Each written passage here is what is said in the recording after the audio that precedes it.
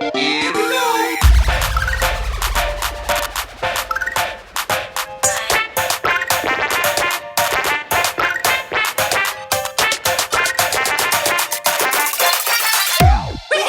Hello and welcome to another episode of Nerds Amalgamated. I'm your host, the Professor, and my co-host is the DJ. How are you going, DJ? I'm doing good. It's end of a very funny week. Trump's blocking TikTok.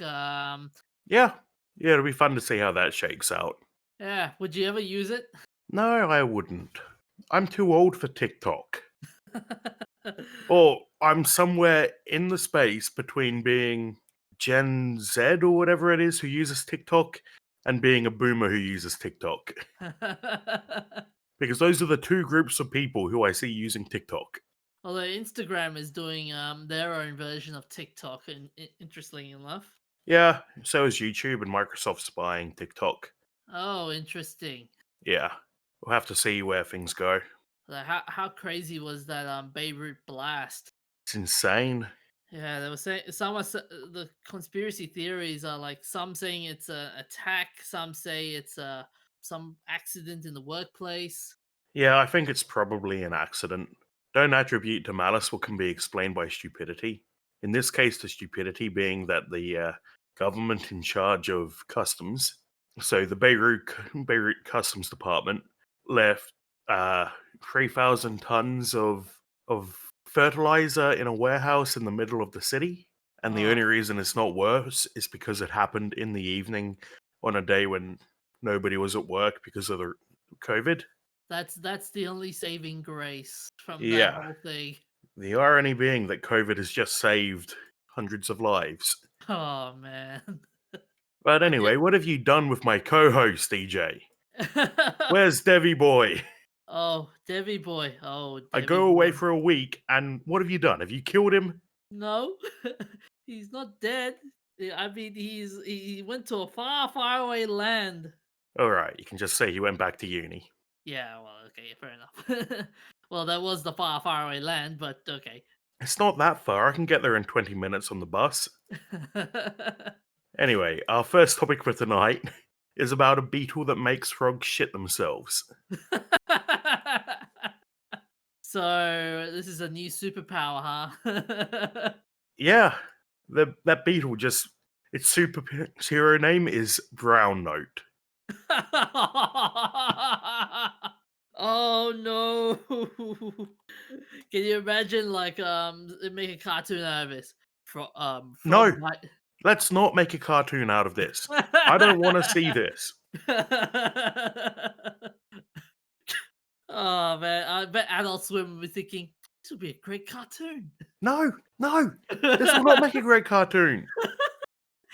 So, But yeah, this beetle is the Regimbatia attenuata, which is a water-dwelling beetle, and in 93% of cases, using 5 frog species, the beetles came out unscathed. So, because these frogs don't have teeth, they eat their prey whole, and when you feed them these beetles, the beetle is able to pass through the frog's digestive tract and find its way out.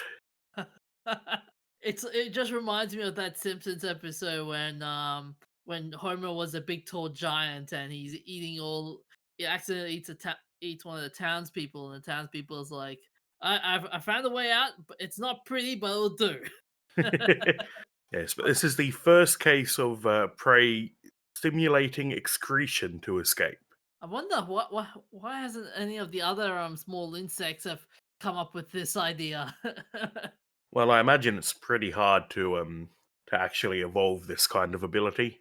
And I like here it says when the when the living beetle makes its way through a frog, it's a faster than usual process. The quickest journey took just 6 minutes. Yes, and I see from a from the summary of this paper that when beetles were coated in, well, the air pockets on the beetles' legs were filled with wax. The beetles were killed in the digestive system and excreted over 24 hours later. So that's going from over 24 hours to 6 minutes. I'm just thinking of that scene in Flubber where the guy accidentally swallows Flubber Yeah. and it bounces around in his insides and then shoots out of his bum. No way. Yes, there is always a Robin Williams reference apparently. Oh, that's a very innovative way. I will say that's a very innovative way of getting out of a situation. It is. I mean, they normally if someone gets eaten out, they would just like they would tear their insides from tear the insides from the inside kind of thing. But this Yeah, one just there's other ways. Puffer fish swell up and have spines to make it too uncomfortable to eat them. hold on, I'm just looking at it. The beetles are already used to watery environments, and their streamlined shape may help them navigate the long tubular structure that leads to the frog's butt. I'm disappointed there aren't more puns in this article. uh, what else did they say? Oh, and the researchers believe that the beetles have adapted their bodies and behavior over time to survive.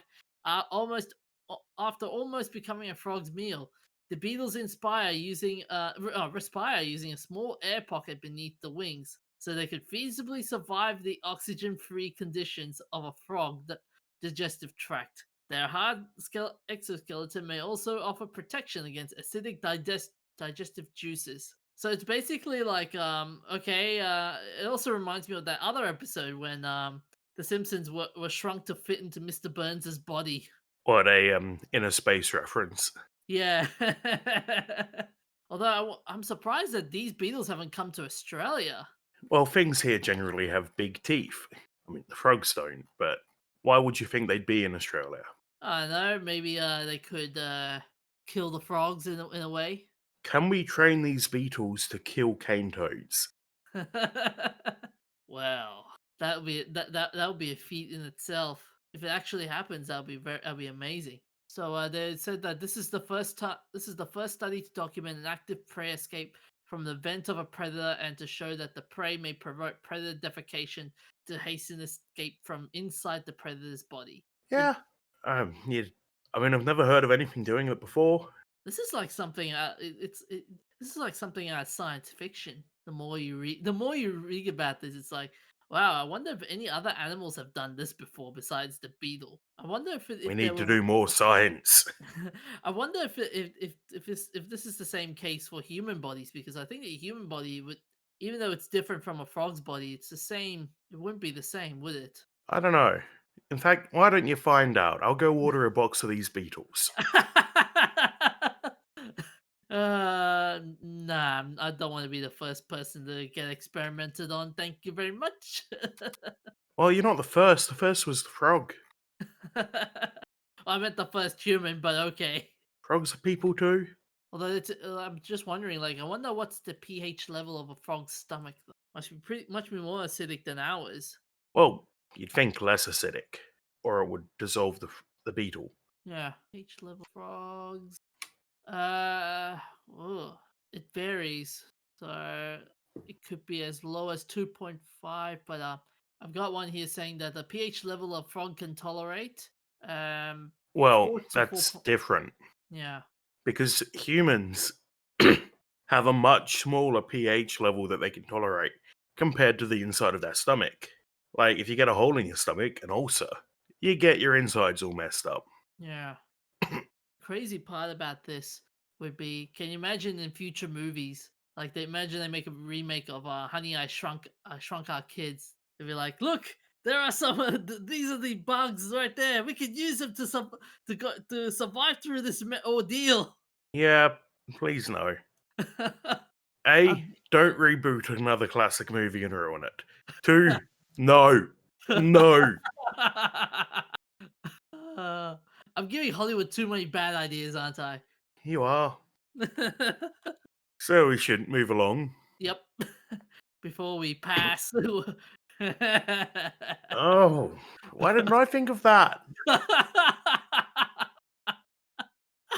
We're making too many puns, aren't we? There's not that many puns, but no, that was a good one for once, DJ. So, are you aware of the company Take Two? Yeah, they're the company that made GTA. Well, they Uh, didn't make it; they published it. yeah. They made weren't they the ones that made the Outer Worlds as well? Or am I thinking of a different company? Uh, no, I think you're thinking of a different company. Wait a second. Yeah, they are the public interact teams. Well, they're also responsible for the absolutely abysmal WWE 2020. Oh yeah. Oh, oof, oof. Yeah, developed by Visual Concepts but published by 2K. Yeah, oof. Yeah, with all those horrible bugs. It's, I I think, the only one that they've withdrawn from sale before the previous years has been withdrawn or had its server shut down or something. Yeah, they're famous for the 2K labels. Yeah, oh yeah, then they're famous for the other games like Borderlands as Yeah. well. Yes, they publish a lot of things, and this year, probably due to the pandemic, their first quarter net is up 136% over last year, Huh. and 92% of that were digital. So they're only selling 8% of their product, well, sales as physical discs. That does not sound good. No, it's not good for the collectors because Take Two are saying that they reckon it won't be long before we're entirely digital. I mean, he's not wrong there. I mean, like, look at the PS5 recently. Like, there are two versions of the console. Like, you've got the one with this with the CD port, and the other one with just a digital only edition. So, I mean, he's not wrong there. Yeah. And plus, nowadays, more and more gaming companies are also transitioning to digital as well. I mean, look at Bethesda with the Fallout 76. When you buy it, when you pre-order the game, we were all thinking like, oh yeah, we get a physical copy of this game. But then when the game came out, we got was like a paper disc with the game code on it. Okay, so technically a digital distribution, even though you bought a physical copy. Yeah.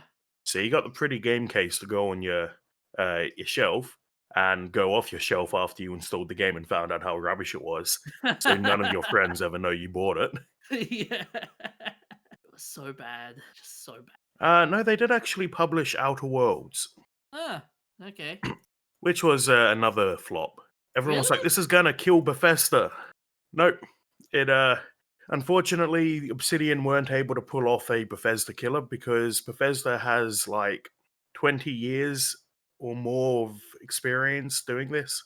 So starting from scratch, I didn't really expect Obsidian to, you know, pull it off, but they got close. Hopefully the sequel will do better. Yeah. See, the problem with when you get like digital games though is the fact that you have to deal with when I'm saying digital, I meant like you're streaming the game through the PSN network, for example, Oh, yes, like yeah, Google's.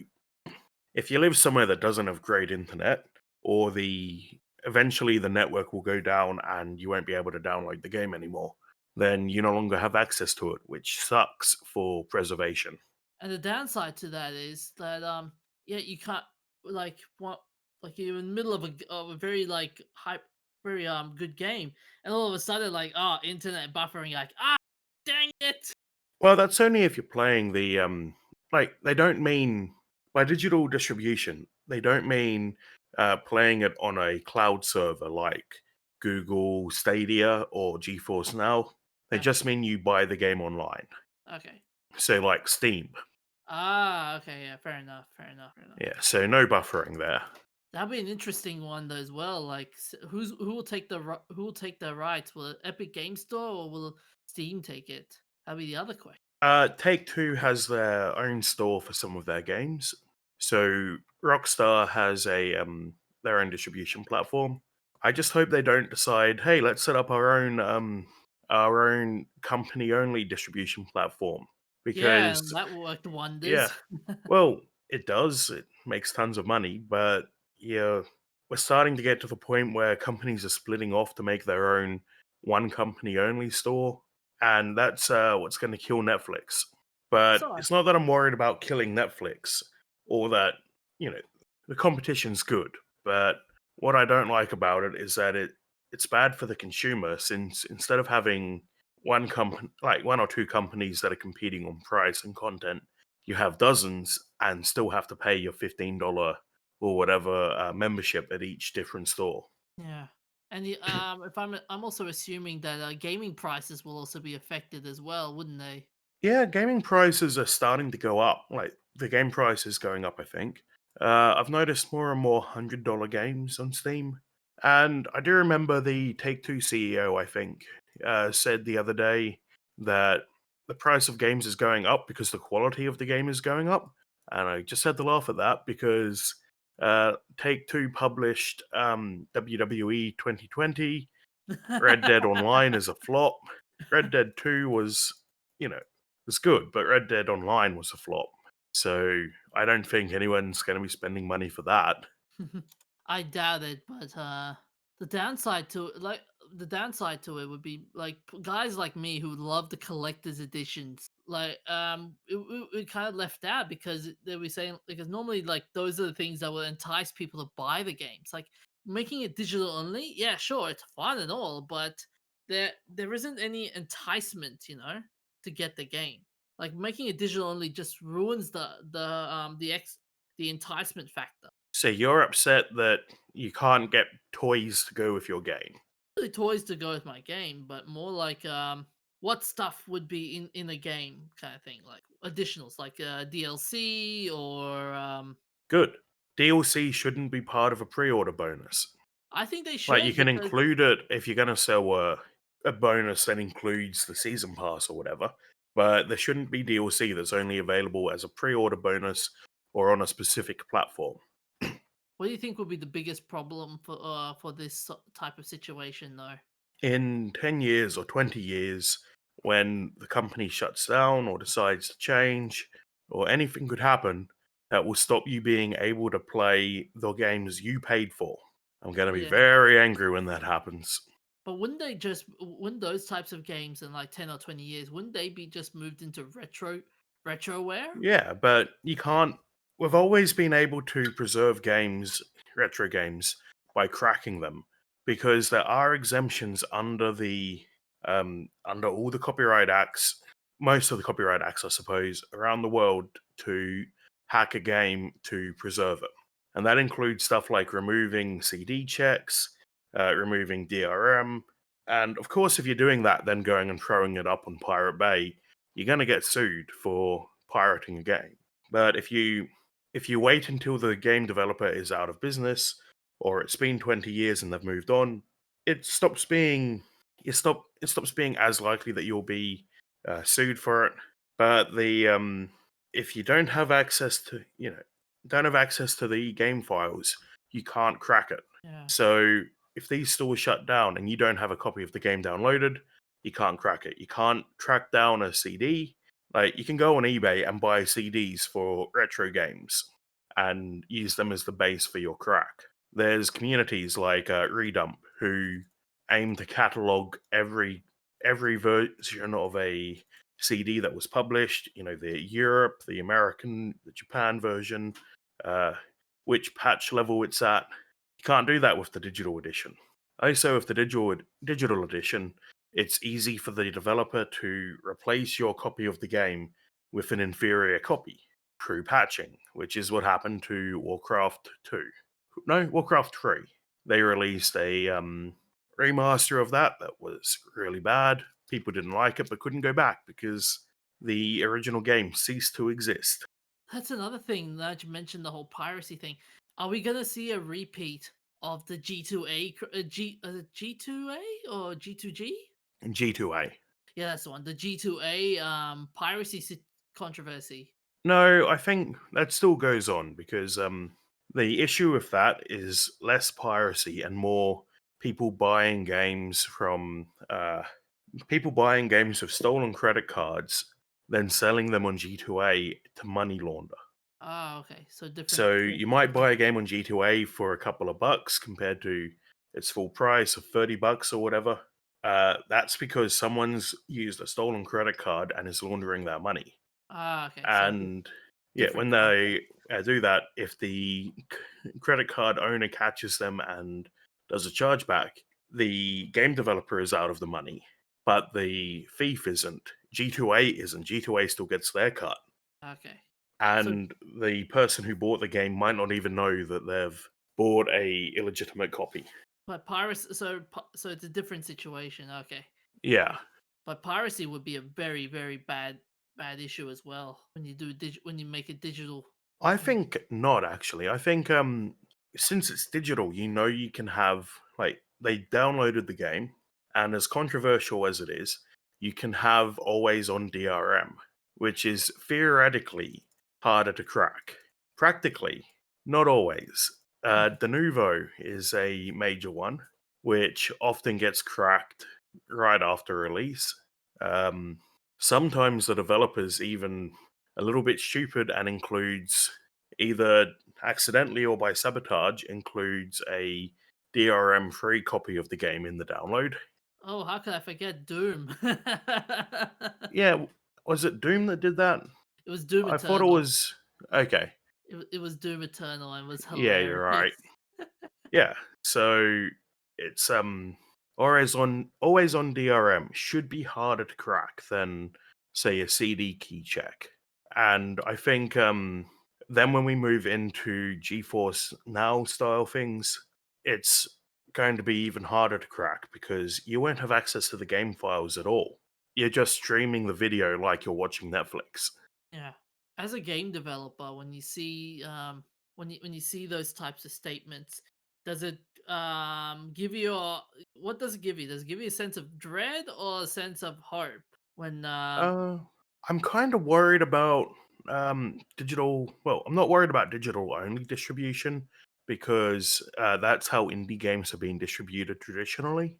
Like, as long as the internet's been a thing, you've been able to download games.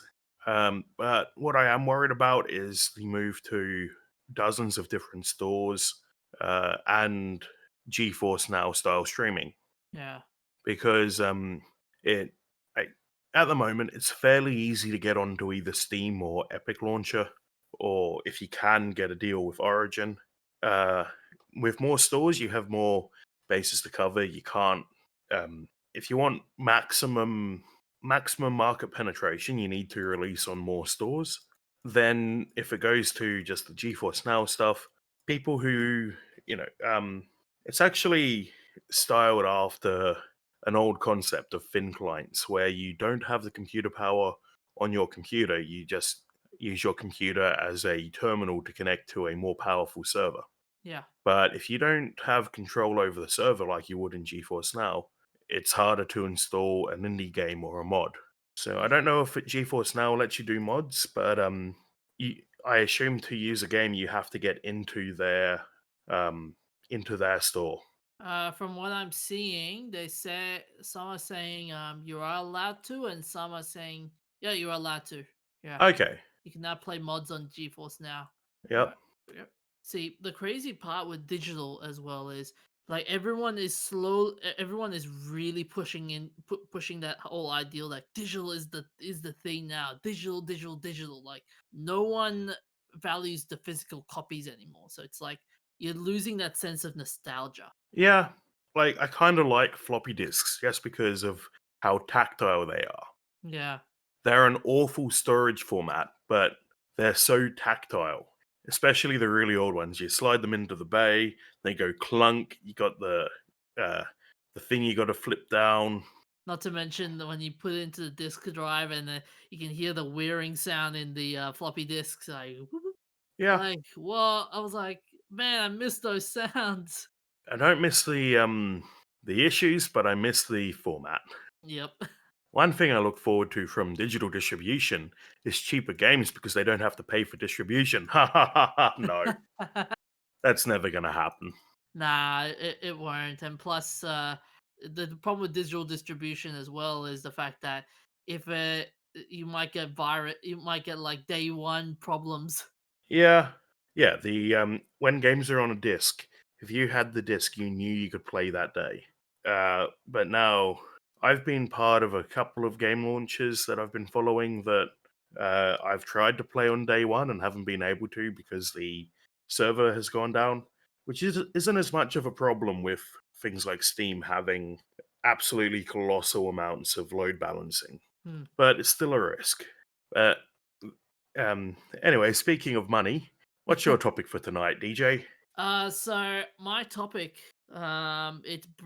is about an newspaper known as Tokyo Kaizai. They published an article on Wednesday talking about the effects of COVID-19 in the anime industry, using the quotes from an anonymous industry insider. And the central argument is that the COVID-19 is bringing into sharp relief the not existing, the pre-existing problem with finance and accounting in the anime industry. So the source is saying that many anime production companies are clumsy at handling the finances. And the quote is basically saying, to quote, many managers cannot read the balance sheet, cannot track the cash flowing in and out of the company, do not understand the importance of internal reserves, and only worry about living from paycheck to paycheck. So when they run out of cash, they accept work on a new anime project in order to receive the advance payment, knowing all the while that it's beyond the studio's capacity. Then they run into trouble in production and the workplace ends up in shambles. The root of labor issues in the anime industry stems from the lack of ability on the manager's part to plan ahead and improve the financials. End quote. So we've known for a while that anime artists are underpaid. Are they Oh really yeah. saying that the reason for that is because the companies aren't doing the accounting properly? Oh yeah, yeah. And while no company has declared bankruptcy due to this COVID, about 40% of the anime companies are in the red. And they're currently working on projects that planned around 2 or 3 years ago. And they're feeling that they're starting to feel the results of box office losses, cancelled anime events, and other forms of revenue. Then less anime projects will receive funding in the future. So yeah, and as a result, a band of companies have come together and fund the anime in order to reduce the financial risk. So it means the struggling anime studios cannot afford to invest in their own properties and must act according to the demands of the production committee. So I see where they're coming from in terms of they're losing a lot of money and they need Now, to are cut they costs. actually losing money, or is this Hollywood accounting? What's remind me again? What's Hollywood accounting? When they basically money laundering, so they don't have to pay as much tax and stuff. It's the former, not the latter. Okay, so we're not uncovering a Yakuza conspiracy where the Yakuza are pressing the animation studios into doing this to allow them to money launder. Oh man, that would be funny if that happened. So one example they used it was in order for the studio that's in charge of their own financials is the studio Kara that was founded by Evangelion creator Hideko Anno, and they're saying that when establishing the studio, Anno familiarized himself with accounting and was able to invest 100% of the company's own capital into the Evangelion rebuild film. However, it's rare to find creative minded people who are also skilled at handling business practices. Well, then your accountant shouldn't be creative minded. Like the accountant team, accounts and finance and all of that don't need to be the same as your animators. Yeah. They Yeah. should be there to handle the money, nothing else. So I don't get why they need creatively minded accountants. I don't know. It's Japan in the anime industry. That also, the other issue that the article also points out is the importance of team building and training programs. Well, I mean, Japan's working schedule is insane. Yeah, don't give them an excuse to drag out the workday even longer because Frodo is Yeah. Frodo. God damn it! That's what I get for looking at another tab while I'm talking. Not Frodo, Japan. Very different. Frodo, it's official. Frodo is Japanese. I knew it. But it's interesting though, it's because Crunchyroll did their own investigation about the whole problems with the studios, and they found out that the main issue was with the voice acting, which has led to resuming with some new guidelines in place and broadcast space on television, and it's which has too many slots already and not enough slots for them, which is also an interesting thing to look into. Fair But enough. what else did they say? Oh yeah, here we go. So here are some interesting numbers for you. So at the moment, most TV anime episodes cost around 18 to 25 million yen. So that's about $172,500 US to $239, $583, $239,583 to make some episodes exceeding 30 million yen, which is $287,473, with cost higher per anime episode than an hour-long primetime Japanese TV drama. I mean, that's some really big numbers. They are, but how do they compare to Western animation? Oh, Western animation. Ooh, I bet Western animation will be pretty much higher in terms of how much they get because the financial scales will be pretty different. Okay. Let's see, animators. So, do you want me to look at the animator salary in Australia or America? I was just curious. So, So, anyway, really? in Australia, and from according to payscale.com, an average animator salary in Australia is 55,000 and $55,055. That's and this hourly rate is $25.67. Okay. So yeah, that's a interesting pay scale. But compared to America, it depends on which with American salaries, it depends on which studio. Like for example, let's see now. Name a what's the known studio you can think of? I don't know. Now I'm just thinking of all the ones that shut down because the Hollywood accounting screwed them over. Okay, how about let's say Pixar? Okay. Give me a second. So, salaries of Pixar animation range from an average of $48,393 to $141,431 a year. Okay. That's a Pixar. But it's interesting though. Like the interesting question you would have to ask though with all this is, would you put a union in this type of scenario? I don't really know. I'm more interested. I just want someone to get to the bottom of this and find out why Japanese anime studios are so bad at accounting. Oh, yeah, it's more of I reckon the fault lies in the fact that they don't really know how to run a company, so it's just like, oh yeah, it's easy. It's easy to run a company. We'll think of we'll talk about the finances later on. Let's just make some stuff. Okay.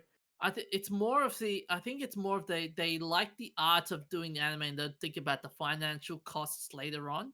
And also there's from what I'm seeing here as well is that for struggling studios this can result in negative feedback loop where they produce low quality work and does not result in a hit for the production committee, therefore aren't in a position to argue for more funds next time, which in turn affects the quality of work because of the industry's aging workforce.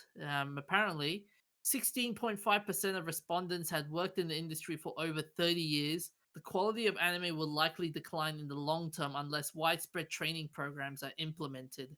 Okay. All right. So let's move on to the games I've been playing. What have you played, DJ? I have not played at all. Slack. Shun. Shun the unplayer. No, no. Deviboy had an excuse. He's got uni. What's your problem? Oh, it's the same excuse. Uni. Slack. Please don't judge me. Why do I even share the hosting with you? You don't even play games. I play games. I just try and make an effort out of it. Sometimes the effort is not there at times. Hey. Well, I've been playing Death Stranding. I'm Ooh. starting to understand the Kojima hype. Oh yeah? Yeah, like it takes 3 hours or so to actually get out of the tutorial, 3 but out what? yeah, 3 hours? How the hell did you get 3 hours of tutorial? well, it's a fairly slow-paced game, and um, Kojima's notorious for his long cutscenes. Oh yeah, yeah, yeah. Wait. Aren't most Japanese games all full with long cutscenes? I mean, Final Fantasy is infamous for that. Yeah, but not like Kojima. So Kojima has a one of the Metal Gear Solid games has a like 45-minute long cutscene. Oh man. Yeah, so there's a lot of long cutscenes and it's slow paced. You walk everywhere, obviously. It's a game about walking. But the weirdest part to me is that it's set in the United States after the apocalypse, but it looks like it's set in Iceland. Oh, Yeah, I'm sure they're actually used Iceland as the landscape inspiration. so, are you still freaked out by the whole babies motive? Yeah, I'm still not 100% getting that, but it's got a long way to go. I'm honestly not that far into it, considering after you know, it took 3 hours to get through the tutorial, and I only played for another few hours after that. The graphics are gorgeous though, and the music is really nice. 'Cause you played this on the PC, didn't you? Yeah. So I recommend using a an analog controller, so an Xbox controller or a Wooting keyboard, just because a lot of the motion works better or feels better if you can control how fast you go. Because being a hiking simulator, it you spend a lot of time working your balance and trying not to slip over and drop your cargo, which Sam Porter Bridges is like strongest man on earth because he can just stack up cargo on his backpack until it's taller than he is. So, what's the biggest flaw you've encountered in the game? I mean, it's too early it's too early, but Yeah. Well, this is my first Kojima game, so I only really knew what I was getting into from the memes. But interestingly, the guy who plays the character of Sam, is it Sam? Yeah, Norman Sam. Reedus. Yeah, no Reedus. Oh man, that the guy's voice is just amazing. Yeah, there's a lot of big actors there who I feel like I should recognize, but they all have funny names. Like Heartman is a doctor. Deadman was a former coroner who now does some work as a doctor and some other stuff. Um, Die Hard Man is like the president's bodyguard. I've seen some of the cutscenes for Death Stranding, and Hartman is very charismatic. Okay, I haven't really met him yet. I've just Okay. spoken to him on the phone. Okay, yeah. I don't know if I'd say there's any major flaws that I've come across yet. I 'Cause mean, I I did. don't want to get onto the bandwagon and say Kojima can do no wrong, but It's because I'm hard, sure and there's some issues there somewhere. I just haven't come across them yet. I did recall though you sent me a message the other day saying how the loading Oh, times are long. to be fair, that was just the initial loading. I don't know if Okay. it'll be that long when I go back to it because I played this all in one sitting basically. But Okay.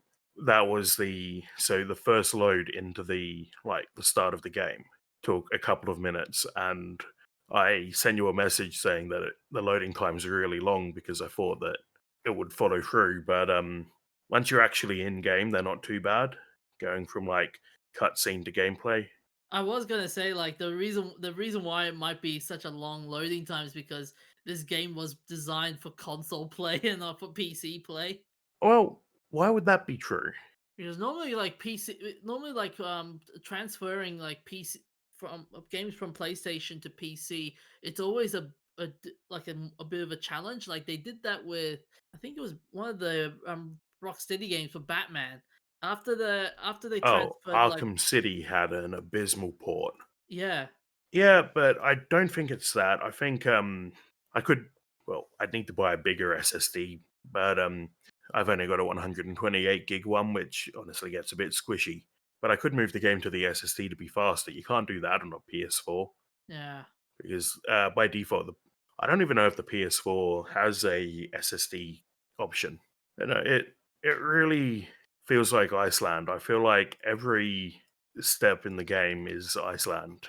From I went there for the World Scout moot a few years ago, and it really it feels like I'm hiking in Iceland again. That's how good the environments are. And how often do they change? Do the environments change? There's only the one environment so far, really. Ah, yeah, that's right. Just the sort of barren volcanic uh, wasteland. It's desolate. There is a city that I'm heading towards, but I haven't got there yet. I can see it on the map. I don't really know what's going to go on there. I'm kind of getting away with myself here. So I'd give it 4 out of 5 beanies, Oh, so just because I don't want to it's fantastic, but you need to play uh, more just to experience the full effect. yeah, and also I don't want to say it's a game for everyone because it's definitely not. It's so slow paced, and I think a lot of people would get bored of that. Makes sense. Yeah. Actually, the biggest flaw I've seen so far in the one of the early cutscenes, a character dies, and they try to defib them, and they defib them through their clothes. That's not how medicine works. Oh, I gotta Like the find that. first thing they teach you in first aid classes when they bring out the defib is take off their clothes and hope they don't wake up before you get a chance to put them back on.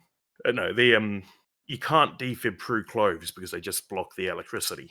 You need good skin to skin contact, so the defib kit should include scissors to cut their clothes off if you need them, uh, and a shaving kit so you can if they've got a hairy chest. So they definitely couldn't have been defibbing that character. So on to our shoutouts. On the 29th of July, the Phantom of the Opera ended a 34-year run in West End due to the coronavirus. The Phantom of the Opera is no longer here. On the 1st of August 2020, Wilfred Brimley, who starred in Cocoon and was the face of Quaker Oats, and I think he's the doctor in The Thing, is he? So, Yes, he's been in a lot of films, like big name films. oh yeah, he was Dr. Blair Yeah, in the so he thing. was the doctor. So he passed away on the 1st of August from kidney conditions in St. George, Utah. And on the 2nd of August 2020, the SpaceX Dragon capsule Endeavour returned to Earth. So this capsule carrying Doug Hurley and Bob Behnken uh, has spent 2 months at the ISS. You might remember, I think we covered the launch when it happened. The first US launch using a US built ship with US astronauts from US soil, bloody, bloody, blah, America, according to all of the media about it. I'm just excited about more spaceships. But it's actually the first time that the US astronauts have splashed down since 1975. So the last American splashdown was the Apollo Soyuz mission. And since this was successful, they might launch another Crew Dragon next month with tourist flights next year. Yes, please, Elon, take me away from here. I can't get COVID in space. I like how, like, to keep the returning astronauts safe, they were quarantined for 2 weeks. No, the recovery crew was. Yeah, Which is funny because when they came back from the moon, they were quarantined. So the astronauts were quarantined. And on the 3rd of August 2020, William English, the co creator of the computer mouse, passed away at 91. So, William English worked with Douglas Engelbart at the Stanford Research Institute in 1960. And that mouse was sort of adorable, but really impractical. It didn't move very well. But, prototypes are prototypes. It had a single button and 2 wheels on the bottom. And we've also covered the anniversary of the demo they did in 1968 for the computer mouse. he did a lot of work on that demo. Yeah, it says Bill did the audio visuals, set everything up, and staged a 90-minute presentation speaking to Engelbart and others through headsets. Unfortunately, Bill died of respiratory failure on July 26, 2020. And another tragic one, on the 4th of August 2020, Frances Allen, the first woman to win a Turing Award for contributions to computing, passed away at 88 from Alzheimer's disease. So um, she won her AM Turing Award in 2006, which is basically the Nobel Prize in computing. It's the highest possible award you can get for computer science. And they still use her work today in the field of compilers and optimization. And she was also the first female IBM Fellow in 1989. On to our other remembrances. On the 4th of August 1875, Hans Christian Andersen. Hans Christian Andersen was a Danish author who wrote plays, travelogues, novels, and poems, but is best known for 156 fairy tales. The most famous include The Emperor's New Clothes, The Little Mermaid, The Nightingale, The Steadfast Tin Soldier, The Red Shoes, The Princess and the Pea, The Snow Queen and the Ugly Duckling, uh, The Little Match Girl, and Thumbelina. Now count how many of them have been used by Disney to make money. And how did Disney get access? Because they were public domain, and now Disney refuses to let things go public domain. Screw Yep. you, Disney. And there we have it. That's the professor's witty retort to Disney. Yep. So, at the time of his death, he was internationally revered, and the Danish government paid him an annual stipend as a national treasure. Watch out, the cage is going to steal him. He died of liver cancer at 70 in Osterbro, Copenhagen. And on the same day, 1977, Edgar Douglas Adrian, the first Baron Adrian, the English electrophysiologist and winner of the 1932 Nobel Prize in Physiology. He won it jointly with Sir Charles Sherrington for work on the function of neurons, and he provided experimental evidence for the all or none law of nerves. Now, you were telling me about that the other day, DJ. Was that when you reach like the maximum sensation that your nerve can transmit, it stops transmitting? That's what it's saying here. The all or none law is the principle that the strength of which a nerve or muscle fiber responds to stimulus is independent of the strength of the stimulus. If that stimulus exceeds the threshold potential, the nerve or muscle fiber will give a complete response. Otherwise, there is no response. Okay. So basically, a second, it's like firing a gun. So it's a very slight pressure on the trigger will not be sufficient, and the gun will not fire.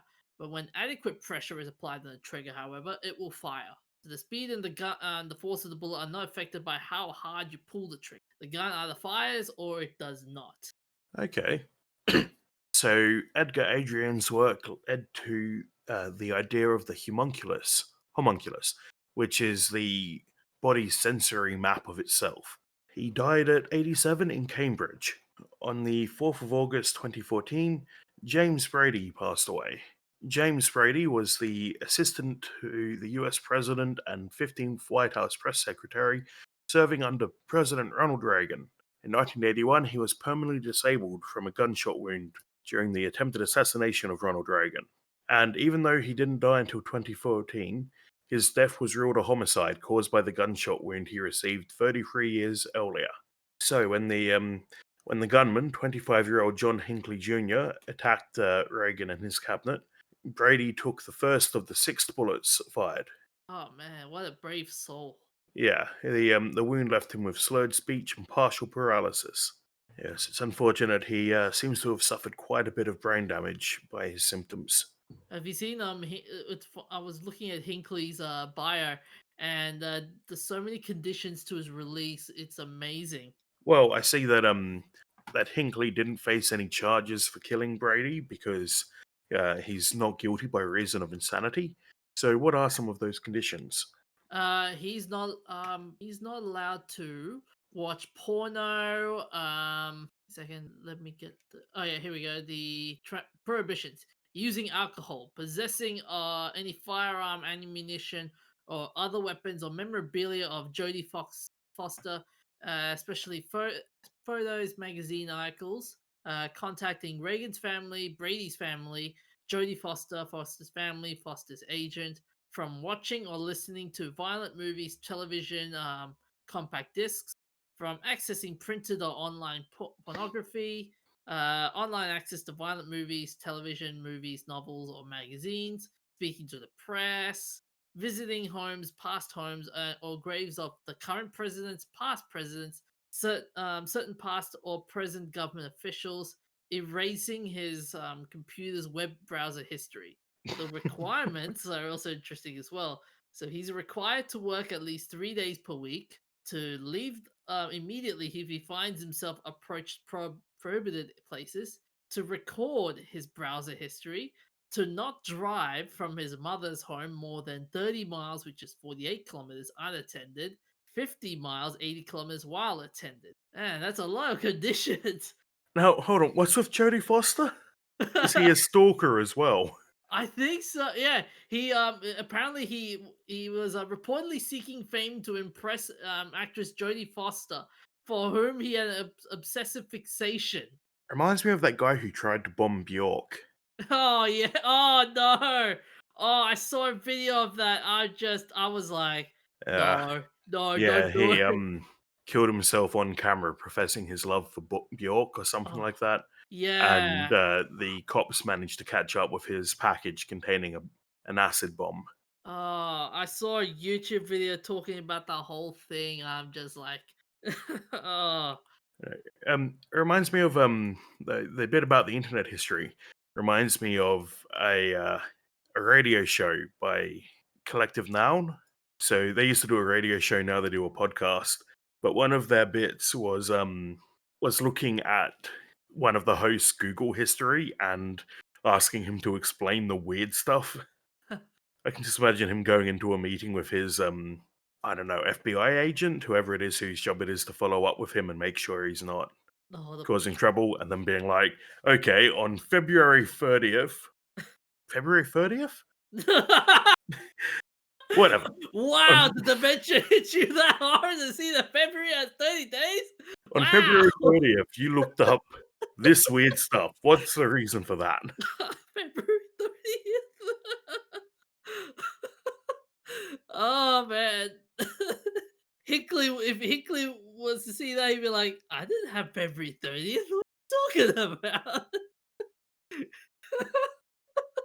Yeah, so anyway, that's a bit of a crazy case, being guilty of murder 33 years after the attempt. Or found not guilty, but, you know, um, Well, I feel sorry for the guy. I mean, going oh, through all Brady or Hinckley? Brady, yeah, with Brady, like Yeah, how he had to deal with all 30, 33 years of brain damage yeah, that, yeah, seems to have so his neurosurgeon said that he had issues with his emotions, deficits in memory and thinking, and failing to recognize people. yeah. So on to the famous birthdays. On the 3rd of August 1811, Elisha Otis was born.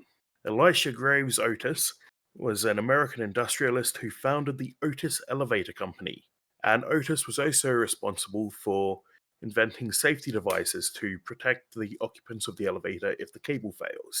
So he was cleaning up a factory and wanted to know how he could get debris up to higher levels. And he looked into a few options and couldn't stand the risk involved. So he got together with his sons and were like, let's make an elevator that isn't deadly. And he didn't patent it or request a bonus for it or try to sell it. It wasn't until after he'd already sold a couple of elevators to other companies and the his existing factory declined that he decided he would make a business out of elevators. So, in a demonstration at the New York Crystal Palace, he ordered the rope holding his elevator cut, and axemen cut the rope, and the platform fell only a few inches before coming to a halt in front of a crowd. Elisha was born in Halifax, Vermont. Can you Uh, imagine being the being the guy that was selling the product and it all goes wrong? Reminds me of I mean, there's that guy who was demonstrating that the windows in his skyscraper were unbreakable, and he would demonstrate that by throwing himself against the window. No. Sure, the glass was unbreakable, the frame wasn't. The whole window panel popped out, and he fell to his death. I think he got a No. Darwin Award. I so imagine being the axeman if that all went wrong. Like Oh you no. chop the rope, and Elisha falls and dies. You've just got a death on your hands. On the 4th of August 1834, John Venn was born. John Venn was an English mathematician, logician, and philosopher who introduced the Venn diagram, which, if you don't know, is that diagram using two circles that overlap so you can sort things into categories and then have a subcategory for things that belong in both groups. He also was a bit of an inventor. He built a machine to bowl cricket balls, and when Australian cricketers were visiting Cambridge, the machines were used to entertain them. The machine bowled out the top ranked player of the team 4 times consecutively. John was born in Kingston upon Hull, Yorkshire. On the 4th of August 1975, Andy Hallett was born. Andy Hallett was an American singer and actor who played the part of Lorne in the television series Angel. He used his singing talents on the show and performed songs on the soundtrack. It wasn't until Joss Whedon and his friends saw Hallett singing at the B.B. King's Lounge at Universal City Walk that he thought of Lorne, who would be an angel an anagogic demon who reads the hearts and futures of his guests as they sing in a karaoke bar. And it took 2.5 hours of makeup uh, before he could begin filming because of the prosthetics involved. And on to the events of interest. On the 4th of August 1936, Jesse Owens won the long jump in Germany. So Jesse Owens won the gold in the long jump, which was the second of 4 gold medals he would win in the Berlin Olympics, which is a bit awkward for Hitler because part of the Olympics in 1936 was for Hitler to show off how great the Aryan master race were. So Owens won a third gold medal and set a second Olympic record of the games in the 200 meters run. Then a few days later, he helped his team set the world record in the 4x100 meter relay, although he was criticized for replacing 2 American Jews in the relay team, which they were criticized for appeasing Hitler and the Nazis, who would have been even angrier to see Jews win a race. I would imagine Hitler. He's like, oh, Absolutely steaming, like sitting up in the stands. Look how great our blue-eyed, blonde-haired Germans are, and then seeing just some random black guy from America just being like, "Nope," and zooming off. If I were there, I would just give Hitler the finger. Just go like, yeah, "Screw you, Hitler! America's better than you Germans." Let's be honest, it's not hard to be a better person than Hitler. On the 4th of August 1944, Anne Frank was captured. Acting on a tip from a Dutch informer, the Gestapo captured Anne Frank and her family, who were hiding in an Amsterdam warehouse. They'd lived in the warehouse since 1942 out of fear of deportation to a concentration camp. So Anne's diary survived the war and was given back to her father after the war, but unfortunately, Anne and the rest of her family perished in the camps. In 1947, her father Otto published it in Dutch, and it was eventually translated into more than 70 languages. And on the 4th of August 1995, the movie Virtuosity premiered theatrically. This was Denzel Washington's attempt at science fiction. So with a budget of 30 million, it only made 24 million at the domestic box office. And the plot summary is a virtual reality serial killer manages to escape into the real world.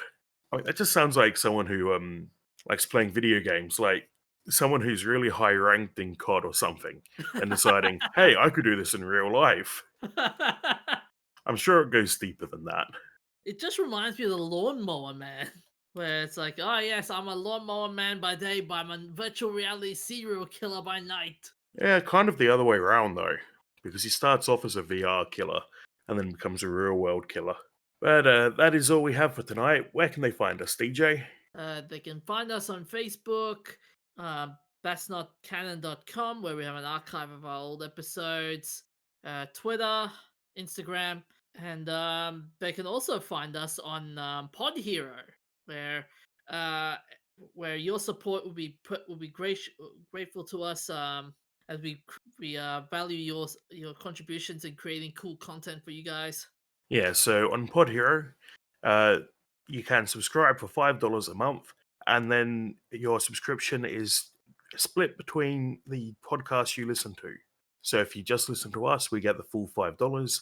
If you listen to us and some of the other great That's Not Canon podcasts, like Scared Shitless, then, half of that would go to us and half to them.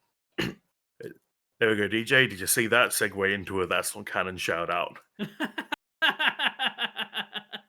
Yes. forget to put that in the show notes. But that is all we have for tonight. So look after yourselves, and we will see you next week. See you guys. Here we go.